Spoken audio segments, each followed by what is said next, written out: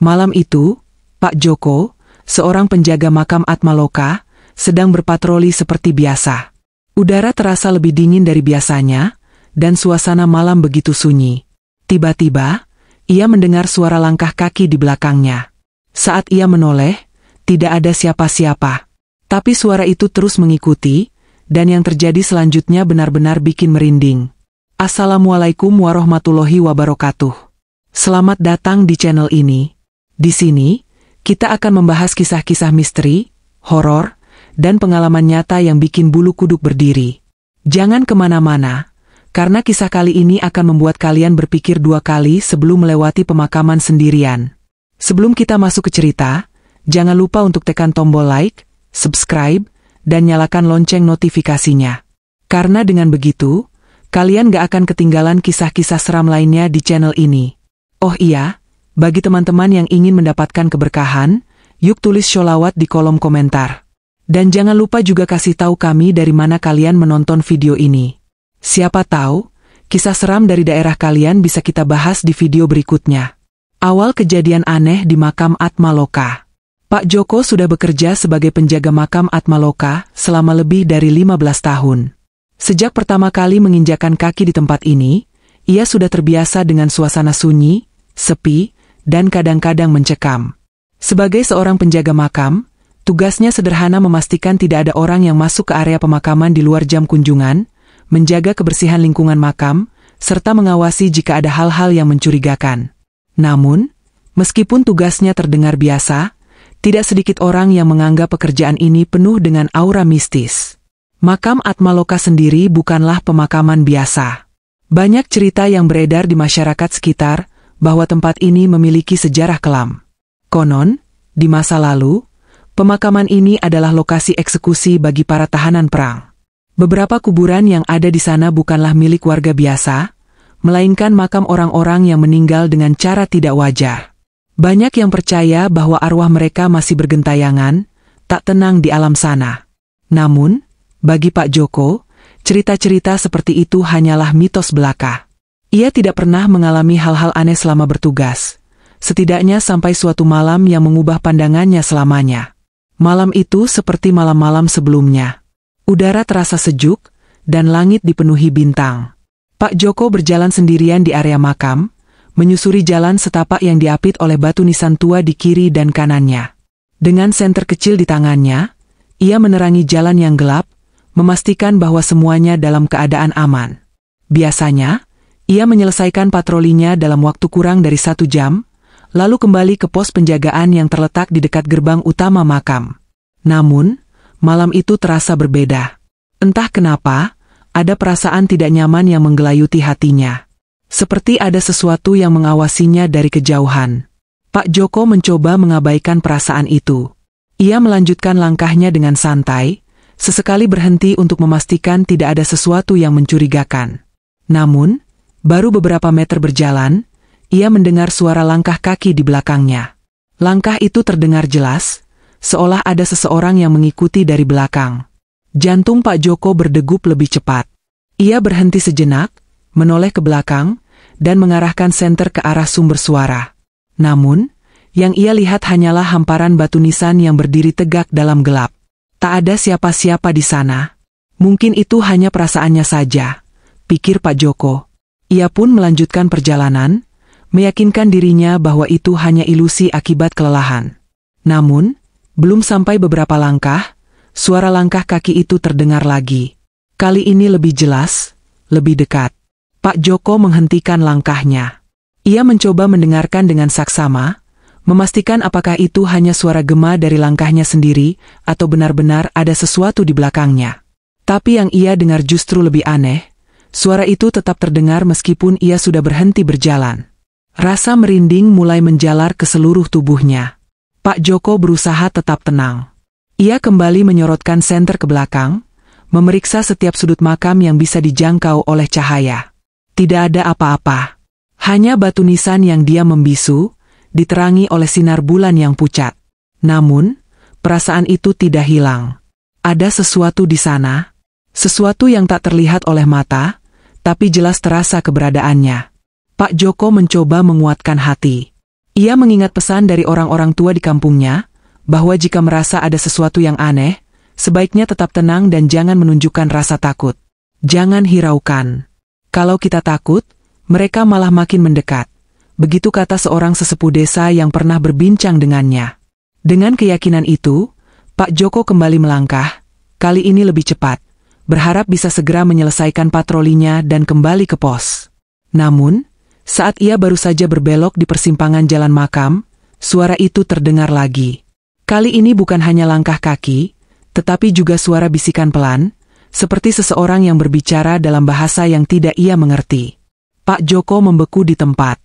Ia berusaha menangkap kata-kata itu, tetapi yang terdengar hanyalah gumaman samar, seperti seseorang yang sedang merapal mantra. Suara itu begitu dekat, seolah-olah ada seseorang yang berdiri tepat di belakangnya. Dengan perlahan, Pak Joko mengangkat senter dan menyorotkan cahaya ke belakang. Namun, yang ia lihat hanyalah kegelapan. Tidak ada siapa-siapa di sana. Tapi suara itu tidak berhenti. Malah semakin jelas, semakin nyata. Seperti seseorang yang sedang berbicara tepat di telinganya. Pak Joko mulai panik. Ia ingin berlari, tetapi kakinya terasa berat, seolah ada sesuatu yang menahannya di tempat. Ia mencoba membaca doa dalam hati, berharap bisa mengusir rasa takut yang mulai menguasai dirinya. Namun, semakin ia berdoa, suara bisikan itu semakin keras, berubah menjadi suara tangisan yang memilukan. Jantung Pak Joko berdetak semakin kencang. Keringat dingin mengalir di pelipisnya. Ia mencoba menguatkan diri, menegakkan tubuhnya, dan dengan suara gemetar, ia berkata, "Siapa di sana?" Tak ada jawaban. Hanya keheningan yang mencekam. Namun, tiba-tiba, dari kejauhan, terdengar suara seperti sesuatu yang jatuh dari atas pohon. Pak Joko menyorotkan senternya ke arah suara tersebut, dan di bawah pohon besar di sudut pemakaman, ia melihat sesuatu yang membuatnya hampir berteriak. Di antara akar-akar pohon yang menjalar ke tanah, tampak sesosok bayangan berdiri diam, tak bergerak sedikit pun. Sosok itu tinggi, tubuhnya samar seperti kabut, dan wajahnya sama sekali tidak terlihat. Seperti bayangan tanpa bentuk yang berdiri tegak di tengah malam. Pak Joko merasakan bulu kuduknya berdiri. Ia ingin berlari, tetapi tubuhnya terasa kaku, seolah terperangkap dalam suasana mencekam yang sulit dijelaskan dengan kata-kata. Detik demi detik berlalu dengan lambat. Pak Joko hanya bisa berdiri terpaku, menatap sosok itu dengan napas tertahan. Namun, tiba-tiba, sosok itu bergerak. Tidak berjalan, tidak melangkah, tetapi melayang mendekatinya. Pak Joko merasakan tubuhnya semakin dingin, seakan-akan energi di sekitarnya tersedot oleh keberadaan sosok tersebut. Dan saat jaraknya tinggal beberapa meter dari Pak Joko, sosok itu menghilang. Hilang begitu saja, lenyap dalam gelap. Namun, di tempatnya berdiri, terdengar suara samar, seperti seseorang yang berbisik tepat di telinga Pak Joko. "Pergi dari sini." Pak Joko tidak menunggu lebih lama. Dengan sisa tenaga yang ia punya, ia berbalik dan berlari sekuat tenaga meninggalkan area tersebut, tanpa menoleh ke belakang. Puncak kejadian mistis di makam Atmaloka. Pak Joko berlari sekencang mungkin, napasnya tersengal-sengal. Meski tubuhnya terasa lemas, ia tidak berhenti. Kakinya terus melangkah melewati jalanan sempit di antara makam-makam tua yang berdiri sunyi. Namun, semakin ia berlari, semakin ia merasa seolah-olah tidak pernah benar-benar bergerak maju. Seakan-akan makam ini berubah menjadi labirin yang membuatnya berputar di tempat yang sama. Udara malam semakin dingin, menusuk hingga ke tulang. Keringat bercampur dengan rasa takut yang menjalar di setiap inci tubuhnya. Suasana di sekelilingnya terasa semakin pekat. Pepohonan yang tadinya terlihat biasa kini tampak lebih gelap dan menyeramkan. Bayangan mereka memanjang, seolah-olah bergerak mengikuti langkah Pak Joko. Saat ia hampir mencapai gerbang kecil di ujung pemakaman, suara langkah kaki kembali terdengar. Kali ini, suara itu bukan hanya satu, tetapi seperti beberapa orang yang berjalan bersamaan. Pak Joko langsung menghentikan langkahnya. Ia menoleh ke belakang dengan senter masih menyala di tangannya. Namun, yang ia lihat hanyalah keheningan. Batu-batu nisan berdiri membisu, diterangi cahaya bulan yang pucat. Jantung Pak Joko berdetak lebih cepat. Ia tahu ada sesuatu di sini. Sesuatu yang tidak kasat mata, tetapi jelas terasa keberadaannya. Ia mencoba menenangkan diri dengan menarik napas dalam-dalam. Namun, tepat saat itu, ia mendengar suara pelan yang sangat jelas di telinganya. "Pergi dari sini." Suara itu seperti bisikan, tetapi begitu nyata. Pak Joko merinding. Ia mencoba melangkah mundur perlahan, namun tiba-tiba matanya menangkap sesuatu yang aneh. Di bawah sinar bulan yang redup, ia melihat sesosok bayangan berdiri di tengah jalan setapak, tepat di depan makam tua yang sudah lama tidak terawat. Sosok itu tinggi, lebih tinggi dari manusia biasa. Tubuhnya tampak samar, seperti bayangan hitam yang bergetar dalam udara malam. Pak Joko menyorotkan senter ke arahnya, tetapi yang terjadi justru semakin membuat bulu kuduknya berdiri. Bayangan itu tidak memiliki wajah. Hanya kekosongan gelap yang menyerupai bentuk manusia. Pak Joko mematung, tidak bisa bergerak. Sosok itu tetap diam, tidak bergerak sedikit pun. Namun, dari kejauhan, terdengar suara seperti rintihan. Seperti suara seseorang yang sedang menangis perlahan. Suara itu datang dari berbagai arah, membuat Pak Joko semakin bingung dan takut. Lalu, tanpa peringatan, bayangan itu mulai bergerak. Tidak dengan cara berjalan seperti manusia, melainkan melayang mendekati Pak Joko. Semakin dekat, semakin jelas suara tangisan itu terdengar, bercampur dengan bisikan-bisikan aneh yang tidak bisa dimengerti. Pak Joko gemetar. Ia ingin berlari, tetapi tubuhnya terasa berat. Udara di sekelilingnya semakin dingin. Jarinya mulai membeku, napasnya semakin sulit. Rasanya seakan-akan ada sesuatu yang menarik energinya, membuatnya semakin lemah. Dalam kepanikannya, Pak Joko mencoba membaca doa dalam hati. Ia mengingat pesan orang-orang tua di desanya, bahwa doa adalah perlindungan terbaik dari gangguan makhluk tak kasat mata. Bibirnya bergetar, berusaha mengucapkan ayat-ayat yang ia hafal. Namun, semakin ia berdoa, semakin kuat suara tangisan itu terdengar. Seakan-akan makhluk ini semakin marah. Pak Joko mulai merasa kepalanya berputar. Pandangannya mulai kabur. Suasana di sekitarnya seperti berubah. Ia tidak lagi berada di makam yang ia kenal, tetapi di tempat yang berbeda, lebih gelap, lebih sunyi, dan lebih menyeramkan. Tiba-tiba, Pak Joko melihat sesuatu yang membuat jantungnya hampir berhenti berdetak. Di antara pepohonan di pinggir makam, ia melihat sosok perempuan berdiri. Rambutnya panjang, menutupi sebagian wajahnya. Pakaiannya lusuh, seperti kain putih yang kotor dan penuh debu. Sosok itu menundukkan kepalanya, diam tanpa suara. Namun, dalam hitungan detik, kepalanya perlahan terangkat, dan wajahnya mulai terlihat di bawah sinar bulan. Mata Pak Joko membelalak. Wajah perempuan itu sangat pucat, hampir tak bernyawa. Matanya kosong, hitam tanpa bola mata. Bibirnya sedikit terbuka, dan dari sana terdengar suara tangisan pelan yang memilukan. Pak Joko benar-benar ketakutan. Ia ingin berteriak, tetapi suaranya tidak keluar. Ia ingin berlari, tetapi kakinya masih terasa berat. Sosok itu semakin dekat, dan Pak Joko mulai merasa tubuhnya semakin lemas. Lalu, dalam sekejap, sosok itu menghilang. Namun, suara tangisannya masih terdengar, kini bergema di sekeliling Pak Joko. Ia tidak bisa lagi membedakan dari mana suara itu berasal. Seolah-olah ada banyak sosok di sekelilingnya, mengelilinginya dalam kegelapan malam.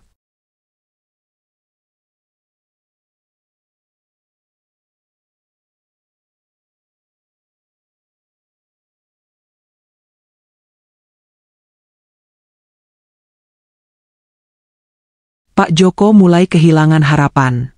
Namun, tiba-tiba, dari kejauhan terdengar suara azan.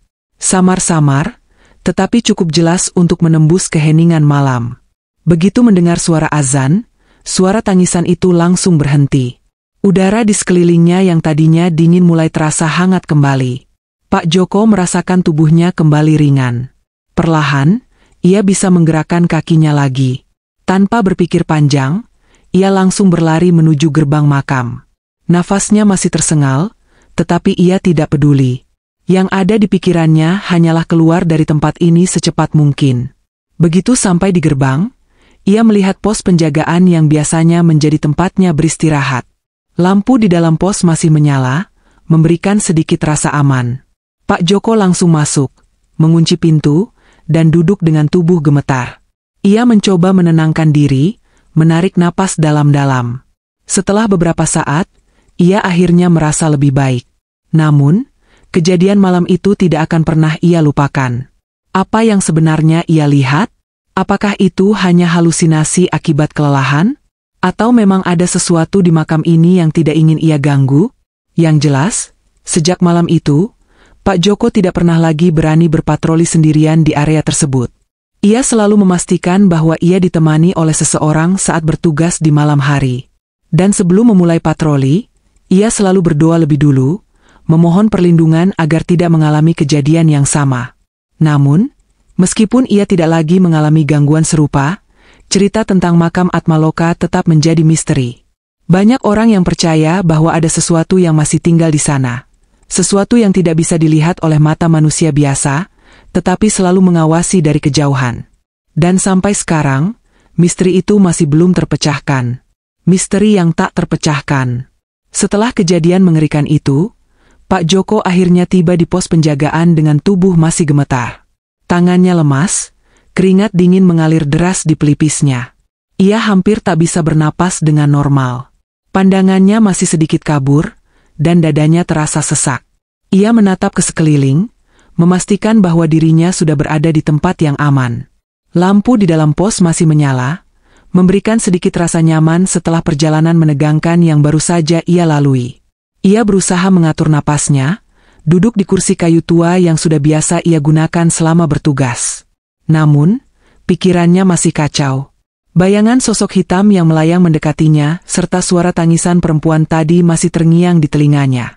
Pak Joko mencoba meyakinkan dirinya bahwa mungkin semua ini hanyalah halusinasi. Barangkali ia terlalu lelah setelah berhari-hari bekerja tanpa cukup istirahat. Namun, semakin ia mencoba melupakan, semakin jelas kejadian tadi terbayang dalam benaknya. Ia tidak bisa menyangkal bahwa sesuatu yang di luar nalar benar-benar telah terjadi.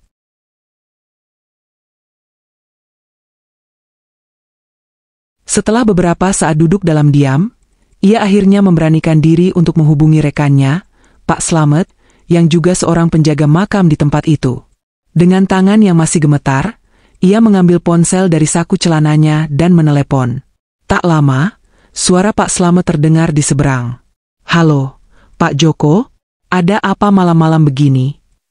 Pak Joko berusaha menenangkan suaranya, meski masih terdengar sedikit bergetar.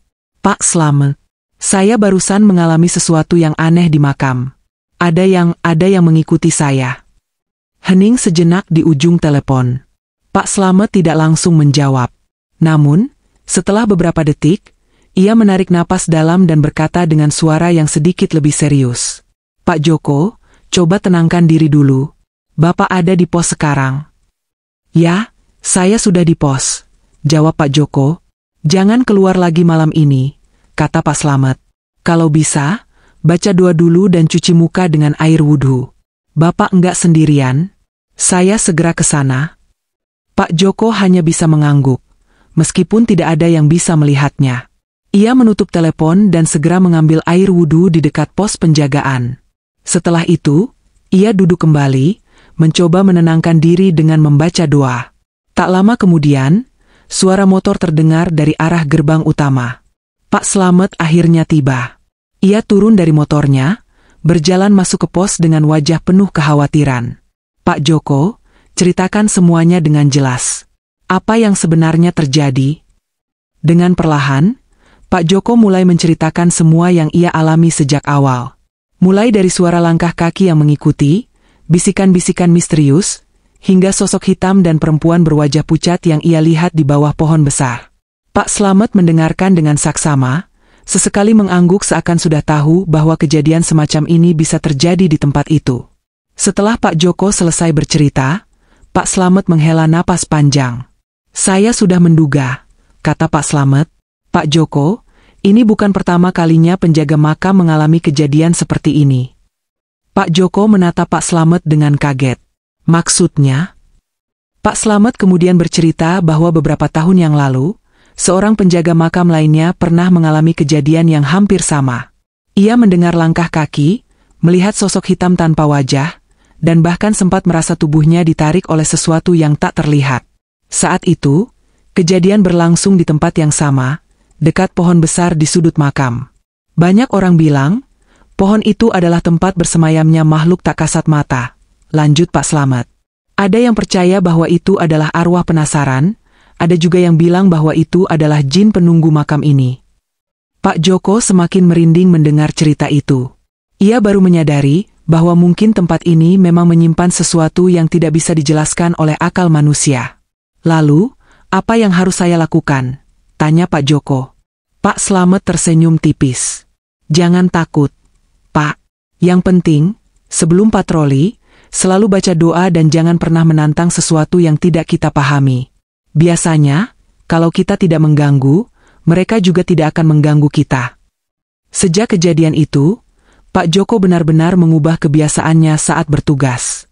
Ia tidak pernah lagi melewati area pohon besar sendirian di malam hari.